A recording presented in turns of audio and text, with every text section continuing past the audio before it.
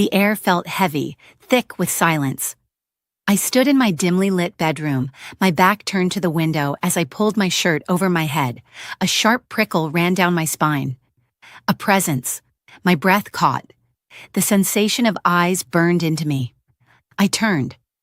Outside, behind the sheer curtain, a figure stood motionless. His face was shadowed, befouled, but familiar.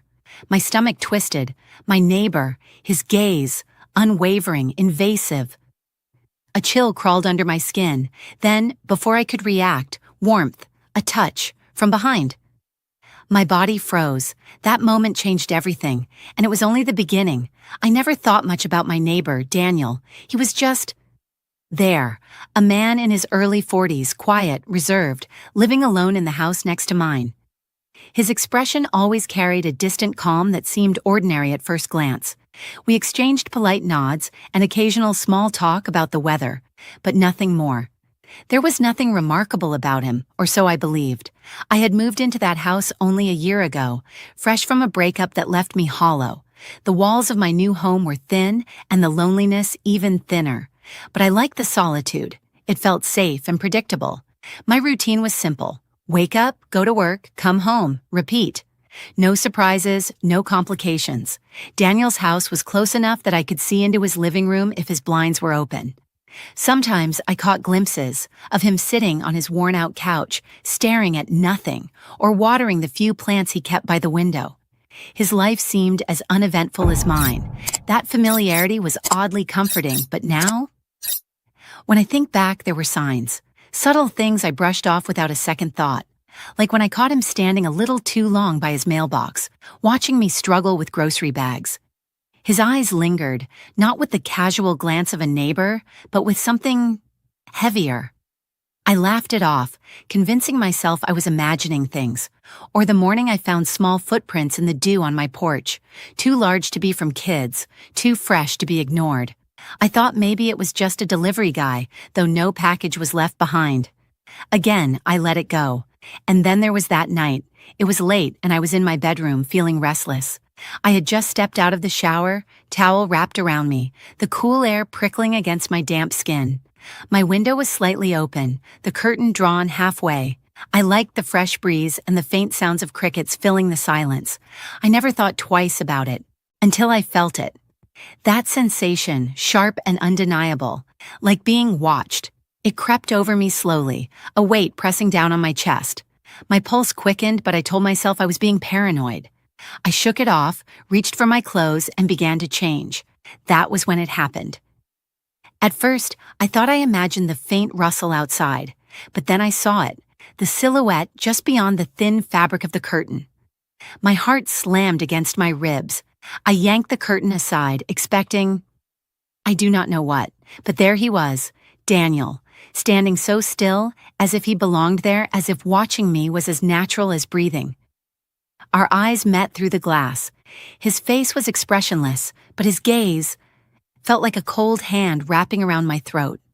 I stumbled back, my mind racing, my heart pounding so loud it drowned out every other sound. Before I could scream, before I could process, I felt it, a hand, warm, on my bare back. I froze. My breath caught mid-throat. I turned slowly, terror gripping me tighter than the hand ever could. And that was the moment my world unraveled. Looking back, the signs were there. I just never thought to read them. I could not move. The warmth of the hand on my back seared through my skin, burning itself into my memory. It was not the touch of someone who stumbled by accident, not a fleeting brush. It was deliberate. Fingers splayed wide, pressing down just enough to stake a claim. My heart raced, thudding so loudly I could hear it echo in my ears. Slowly, trembling, I turned my head over my shoulder. And there he was, Daniel. His face was too close, eyes dark and unblinking, his lips slightly parted like he had something to say. But no words came. The silence between us was suffocating. My breath hitched, my body frozen in a cocktail of fear and disbelief. "What are you doing?" I managed to choke out, my voice sharp, cutting through the stillness. His expression did not change. No flicker of embarrassment, no hint of regret. Just that same cold, steady stare. His hand lingered for a second longer, an eternity, before he finally pulled it away, slowly, like he was reluctant to let go. I stumbled forward, putting as much distance between us as possible, my legs weak and shaky. My mind screamed for me to run, but my body felt disconnected and heavy with shock. "Get out!" I shouted, my voice trembling with rage and fear, but he did not move, not immediately. He stood there, his head tilted slightly as if studying me, as if I was some fragile thing he could bend, break, and put back together whenever he pleased. Finally, he stepped back, just one step, then another, retreating without a word. The door creaked softly as he left, the click of it closing behind him echoing like a gunshot in the quiet of my room. I collapsed onto the floor, my knees giving out beneath me. My hands were shaking, clutching the fabric of my shirt, like it could somehow protect me from what had just happened. My skin still felt the phantom imprint of his touch, a stain I could not scrub away. Why? Why would he do that? How did he even get inside? I forced myself to my feet, my legs unsteady as I stumbled to the door. It was unlocked. I always locked it. Always. Except, maybe I had forgotten this time, or maybe... No, I could not think about that. I checked every window, every lock, my heart racing with each creak of the floorboards beneath my feet. My house felt foreign now, like the walls themselves had betrayed me. I double-checked the locks and then checked them again, but no lock felt strong enough anymore. Sleep was impossible that night. I sat on the couch, knees hugged to my chest, staring at the door, expecting it to swing open at any moment. Every shadow seemed darker, every sound louder. When the morning light finally crept in, it did nothing to erase the dread. I told myself it was over, that he was gone. But that was just the beginning. The next day, I avoided looking in the direction of Daniel's house. I could not bear to see him, to face that same empty stare. But life has a cruel way of forcing you to confront what you are desperate to avoid. As I left for work, he was there, standing on his porch, casually sipping coffee like nothing had happened, like he had not shattered my sense of safety with a single touch. Our eyes met. I looked away first, my heart racing and my palms sweaty. I fumbled with my keys, my fingers trembling as I tried to unlock my car door. I could feel his gaze burning into the back of my neck even after I drove away. At work, I could not focus. My mind kept replaying that night, over and over, like a nightmare I could not wake from. The memory of his hand, his face, the sound of the door clicking shut, it haunted me. I considered telling someone, my friend Mia maybe, but what would I say? My neighbor touched me. Touched you? Like, grabbed you? No, it was just his hand on my back. It sounded so small, so insignificant when I said it in my head. But it was not small. It felt enormous, like a shadow I could not escape. I convinced myself I was overreacting. Maybe it was a misunderstanding, but deep down I knew. The days that followed were a blur of anxiety and fear. I started to notice things, tiny details that would have seemed meaningless before. Footsteps outside my window late at night, the faint creak of my porch steps when I was certain I was alone, a shadow lingering just out of sight, and then there were the gifts. It started with a single flower left on my doorstep, a simple white daisy, its petals slightly wilted. No note, no explanation. Just the flower. I tried to ignore it. I threw it away, but the next day there was another, then another. I felt like I was drowning, my anxiety growing with each passing day. My home, once my refuge, had become a prison, a cage with invisible bars. I stopped sleeping. I started keeping a knife under my pillow, checking the locks 3, 4, and 5 times before bed. But no matter how many times I checked, I never felt safe. Then came the breaking point. I came home late one evening, exhausted, my nerves frayed. I unlocked the door, stepped inside, and froze. There, on my kitchen table, was a small envelope. I never left an envelope there. My hands shook as I picked it up, my heart pounding in my chest. Inside was a note written in neat, careful handwriting. "You looked beautiful last night." I dropped the note like it burned me, my mind spiraling with fear and confusion. He had been inside my house, I did not sleep that night. I could not. I called Mia the next morning, my voice shaking as I told her everything. She listened in silence, her concern growing with every word. "You need to call the police," she said. But what would I tell them? My neighbor left flowers and a note. My neighbor touched my back. It sounded so small, so trivial, but it was not. It was everything. I decided to confront him. I needed answers. The next day, I marched to his house, my heart pounding like a drum in my chest. I knocked, my knuckles white from the force. The door creaked open, and there he stood. His face was the same, calm, expressionless, like nothing was wrong. "Why are you doing this?" I demanded, my voice trembling with rage and fear. He tilted his head slightly, that same unsettling stare locking onto mine. "I just wanted to be close to you," he said softly, as if that explained everything, as if that made it okay. My blood ran cold. I turned and ran, my heart pounding and my breath ragged, but this was not over. It was only the beginning. The day after confronting Daniel felt like walking on thin glass, every step fragile, every breath sharp. I had exposed the fear I tried to bury deep inside, but instead of finding relief, it only grew darker and heavier. His words echoed in my mind. "I just wanted to be close to you." As if that was supposed to justify everything. I did not sleep that night. The darkness pressed against the windows like it wanted to crawl inside. Every creak of the floorboards, every whisper of wind felt like his breath on my neck.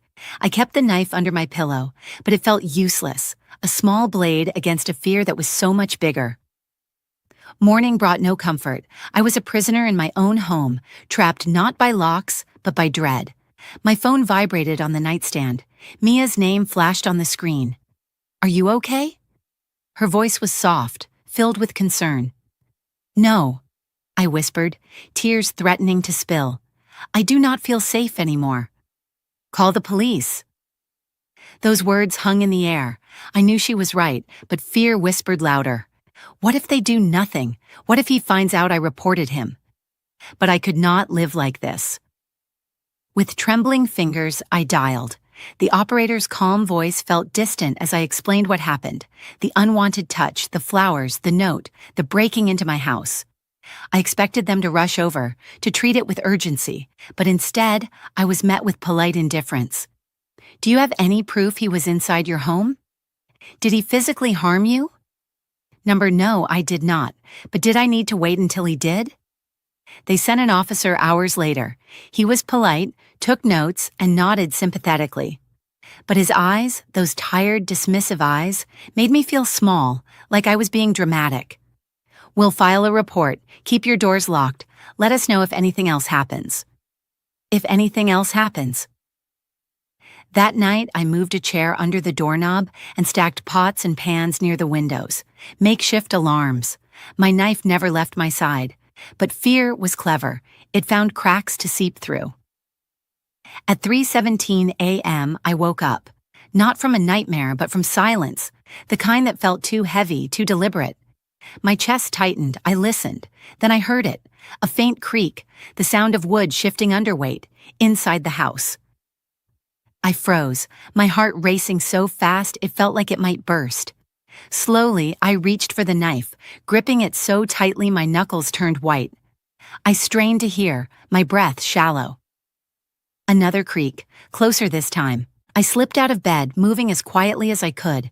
My bedroom door was cracked open just enough to see the dark hallway beyond.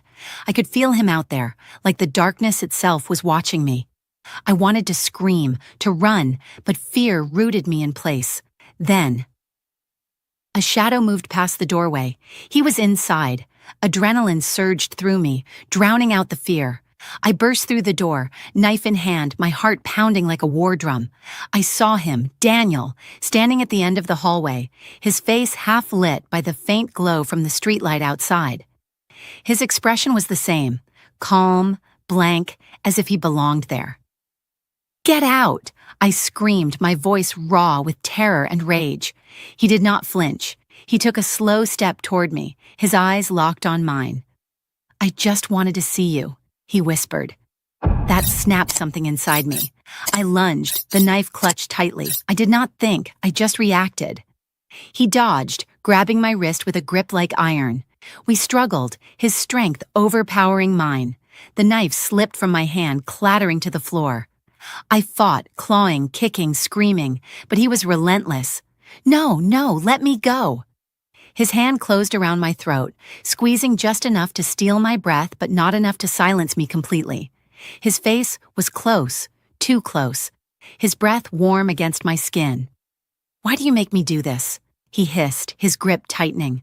My vision blurred, spots dancing before my eyes. Desperation gave me strength. I reached for the knife, fingers brushing the cold metal. I grabbed it, and with the last bit of strength, I swung, slashing across his arm. He roared in pain, releasing me. I gasped for air, my chest burning. I did not hesitate. I stabbed. The blade sank into his side. His eyes widened in shock, his hands clutching the wound. Blood seeped through his fingers, dark and warm. He stumbled back, collapsing to the floor. I did not wait to see if he would get up. I ran, barefoot, trembling, covered in his blood. I burst into the street, screaming for help. Lights flicked on in neighboring houses. Doors opened and faces appeared, but I only saw darkness. Sirens wailed in the distance, growing louder, closer. I collapsed on the pavement, sobbing, gasping for breath. When the police arrived, I could barely speak. They carried me to safety, wrapped me in a blanket, and asked questions I could not process. Inside my house, they found Daniel. Alive, but barely. They took him away, but the fear remained. The walls still whispered his presence. The shadows still remembered his face. And I was not the same. Because sometimes, the scariest monsters are the ones who live right next door. The days after Daniel was taken away felt like walking through the fog. Dense, suffocating, impossible to escape.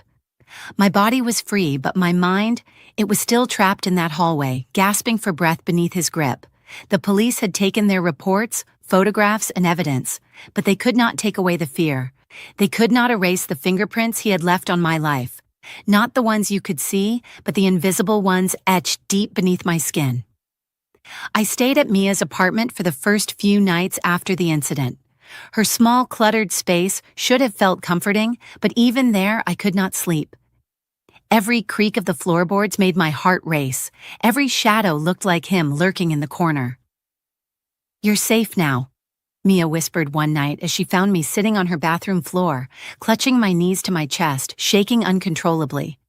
But was I?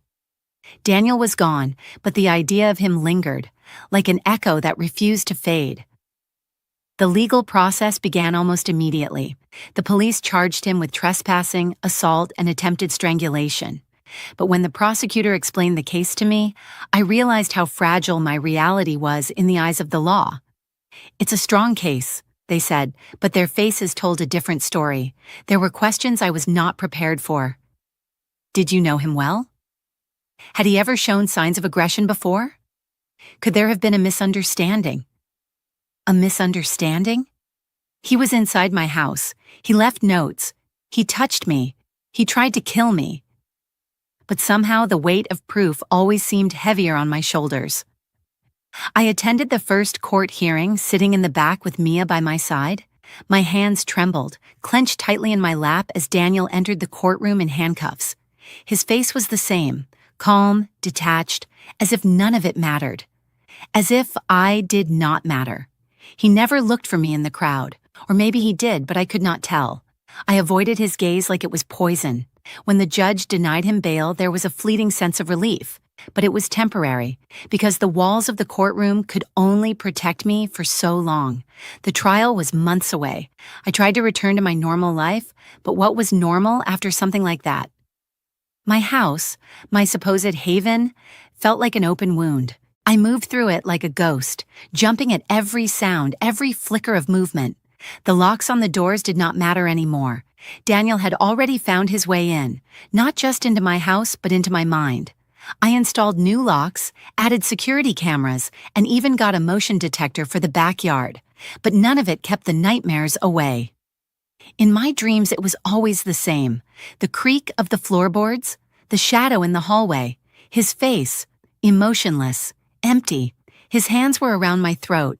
I would wake up gasping, clawing at the sheets, drenched in sweat. Therapy was Mia's idea. I was reluctant at first. I did not want to relive it, to say the words out loud. But eventually, the weight grew too heavy to carry alone.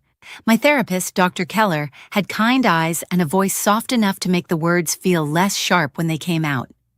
"You survived," she reminded me often.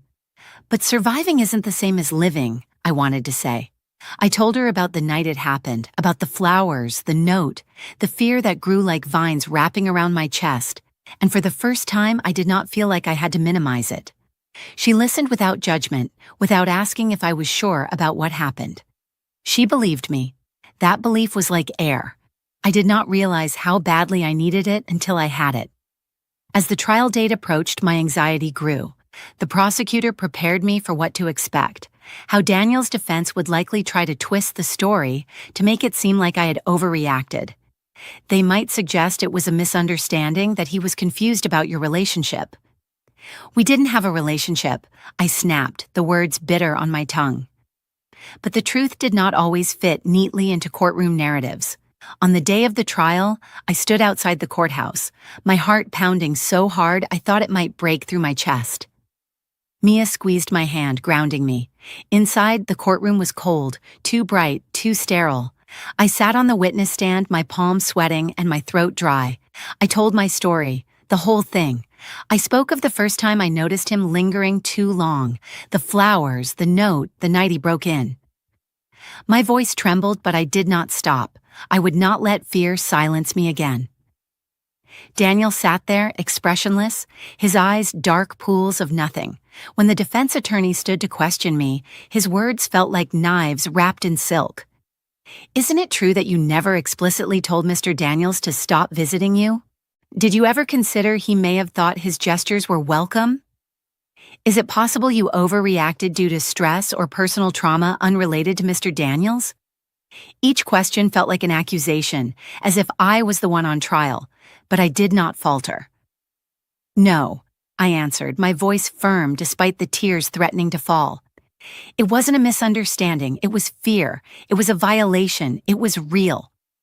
When the verdict was finally read, guilty, I felt an unexpected emptiness.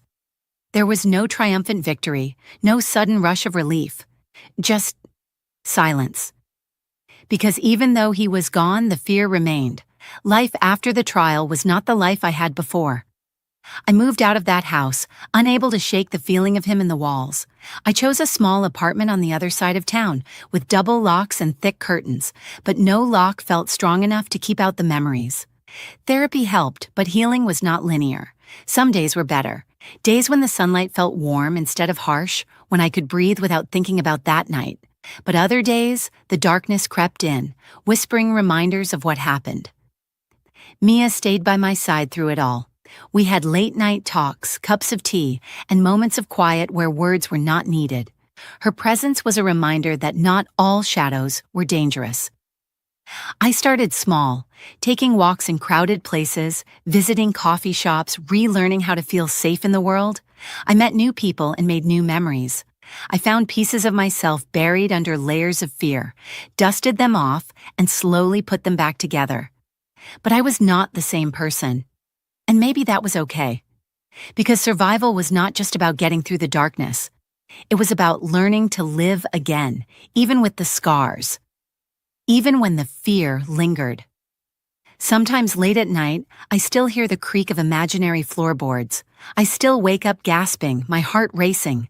But I remind myself, I am here, I am safe, I survived, and that has to be enough. It is strange how one moment can divide your life into before and after. Before Daniel, I thought I understood fear. I thought it was something you felt in fleeting moments. A dark alley, a bad dream, a sudden noise in the night. But real fear, the kind that sinks into your skin and lives there, that is something else entirely. It is the fear that lingers long after the danger is gone. The fear that does not knock politely but lets itself in, makes a home in your chest, and whispers, "What if? What if he had not been caught? What if no one had believed me? What if he comes back?" I used to believe that safety was a place, a locked door, a bright light, a familiar street. But now I know it is a feeling, and once it is gone, it is hard to get back. I have learned that healing is not a straight line. There are days when I feel strong, when the sunlight feels like warmth instead of an interrogation. But then there are days when the shadows grow too long and the echoes of that night find me again. Some scars are invisible. They do not fade with time. They live quietly beneath the surface, hidden behind polite smiles and small talk. People ask, "Are you okay now?" As if okay is something you can put a check mark next to. Yes, I am okay. No, I am not. Sometimes I am both in the same breath. I still wonder about Daniel sometimes, not because I miss him, not because I care, but because I want to understand. Why? Was it obsession, control, a twisted idea of affection? Or was it simply because he could? Maybe there is no answer. Maybe that is what haunts me the most, that some people cause harm not with a grand reason, but with the absence of one. And what does that say about the world we live in? That danger does not always come with warning signs, that monsters do not always wear masks. Sometimes they wear the face of the quiet neighbor next door. The scariest part? You never really know. But here is what I do know. I survived. Not just the night he broke in, but the days that followed. The endless, heavy days filled with fear, doubt, and grief. I survived the courtroom stares, the whispered questions, the "are you sure?" I survived myself, the part of me that wanted to disappear, that felt broken beyond repair. And maybe survival does not look the way I thought it would.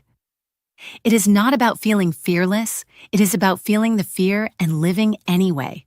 It is waking up even when the nightmares still linger. It is locking the door but opening your heart again someday.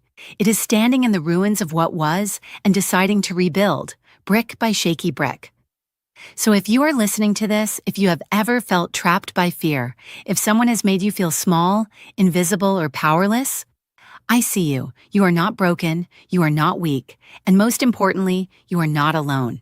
Because even in the darkest stories, there is light. Sometimes that light is small, a flicker, a spark, but it is enough to keep going, and that is what matters. But I will leave you with this question. How well do you know the people around you? The neighbor who smiles as you pass, the stranger who lingers a second too long, the friend who always seems to know more than they should? Are they who they seem? Or are they hiding something darker beneath the surface? We lock our doors and double-check the windows, but the truth is, that danger often finds its way in through the places we least expect. So what would you do if it found you? If this story made you feel something, fear, anger, hope, I invite you to share your thoughts. Leave a comment, tell your story, or simply let someone know they are not alone. And if you want to hear more stories, real, raw, and unapologetically human, subscribe because sometimes sharing is the first step to healing. Thank you for listening. Stay safe, stay aware, and never, ever ignore the signs.